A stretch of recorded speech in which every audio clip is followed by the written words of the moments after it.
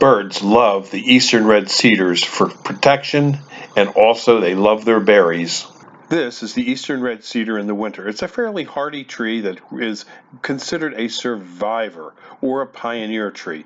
It'll start up in an area where the soils were depleted and rough areas and rocky areas, and it can grow even along a shoreline. It can take some salt spray.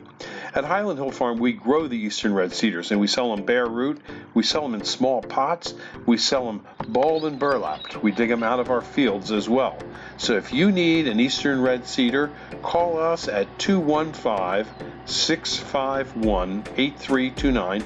We have plenty of them. We're located in Fountainville, PA.